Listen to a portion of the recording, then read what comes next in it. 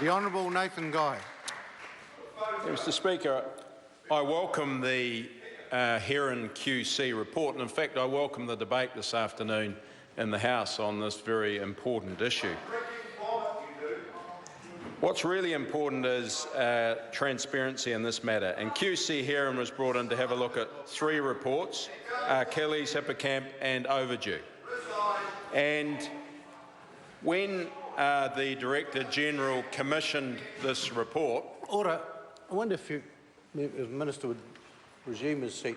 The member who's yelling out constantly and did through question time was given a warning. The debate is for a purpose. The debate is to hold the government to account.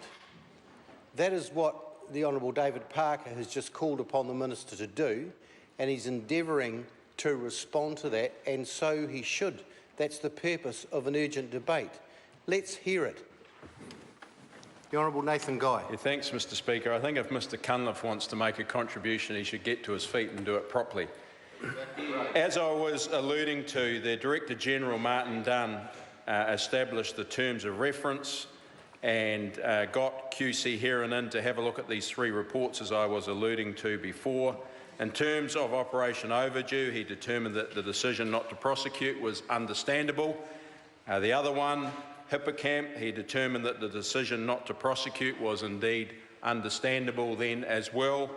And in regards to the one that is primarily the focus of this debate this afternoon, is Operation Achilles, and the decision not to prosecute was understandable given the circumstances, but the particular process leading to this action was flawed.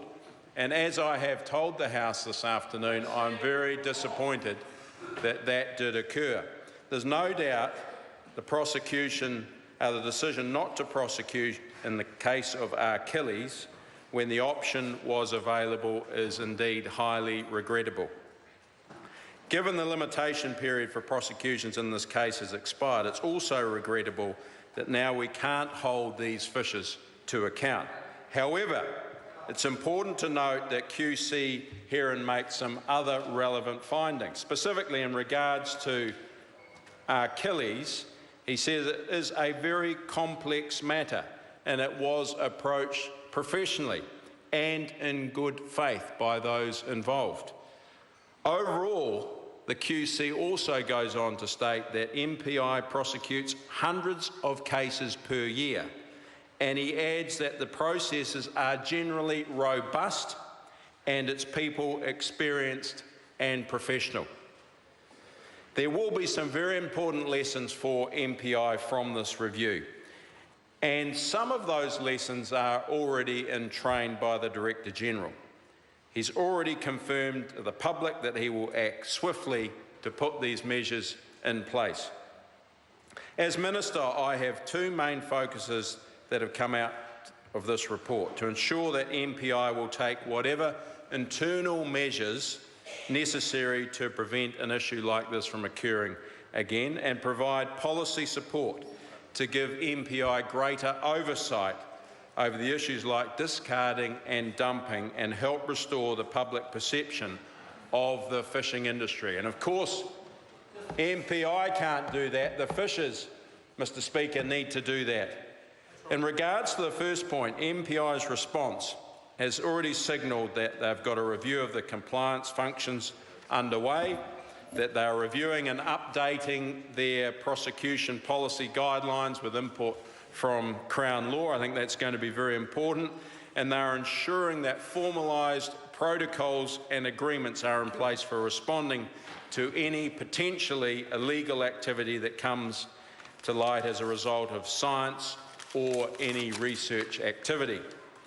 And also developing the standard operating procedures for engagement and communications between the compliance officers, the fisheries managers, and also the scientists around advising on non-fish bycatch events such as Hector's dolphin captures.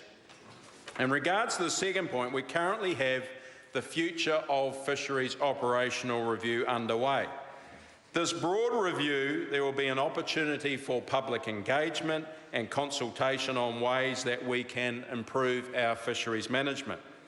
The review will look at all policy levers, Mr Speaker, in fisheries management, such as deemed values, make sure we have the right mix of incentives and disincentives that will allow for a more sustainable use of our fishing resources going forward. I've already signalled that the rights around quota ownership and bag limits will not be part of this review. I believe that the fundamental tension in the QMS between sustainability and economic value of our fishing resources is sound. In other words, fishers have a vested economic interest in ensuring that stocks are plentiful. This means that their quota actually has more value, and in my view this is a good thing. Also, there's no indication that quota ownership or bag limits are major issues around discarding or dumping. Therefore, we shouldn't undermine the confidence in the rights of fishers have in quota ownership by putting these up for consideration. But what we will be spending a period of time looking at through the process is some of those incentives and disincentives. As I mentioned before, the rest of the review will be fairly wide-ranging, and one of the major policy initiatives that we've already started on, Mr Speaker, is to do with electronic monitoring. And when I talk electronic monitoring, I mean VMS, which is basically a GPS system, electronic reporting and cameras on vessels.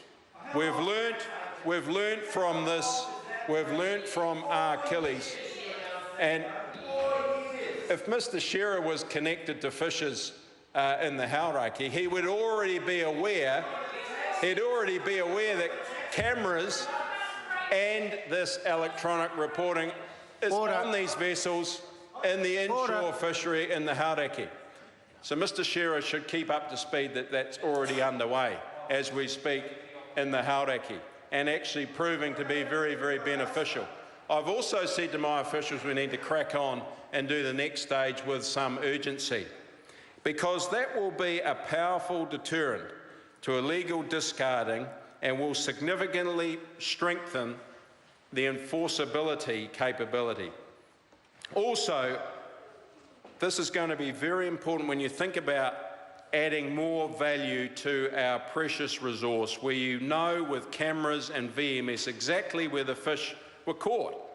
Then you move into the next stage of precision seafood harvest, which is a fantastic new net design, Mr Speaker, where fish species are selected at sea for size. They come on board the vessel in a lot better quality. Then you can QR code them because of cameras and add a premium in our export markets.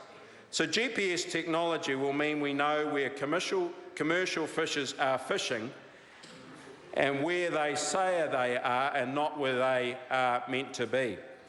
Also, we will know that when they're out of the line of sight, exactly what they are doing. Now, importantly, in terms of the compliance, we have doubled the numbers of observers on these vessels in the last 10 years, which has been hugely important about the overall transparency. Also, Mr Speaker, the industry needs to pull its socks up, because at the heart of this issue are fishers. Now, MPI doesn't go out fishing, the fishers do. And it's hugely important that the public perception of fishers here in the commercial sector improves. So my challenge to the commercial sector is they need to pull their socks up and get on board with these changes. Because if they don't, our international reputation will be tarnished.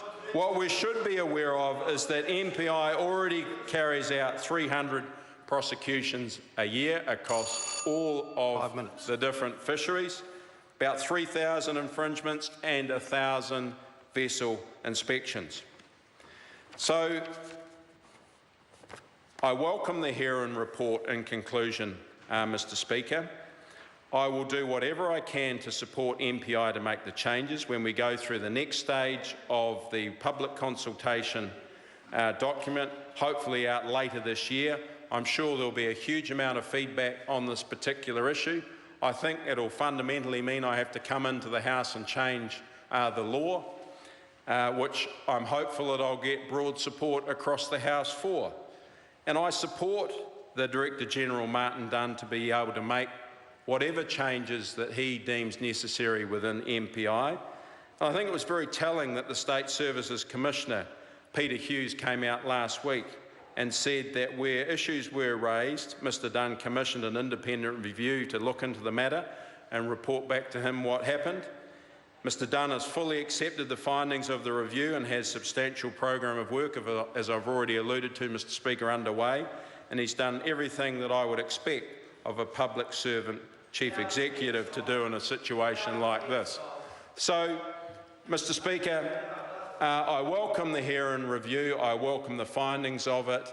I'll do what I need to do to make sure the changes are made, and I want to ensure that the commercial sector steps up as well. Eugenie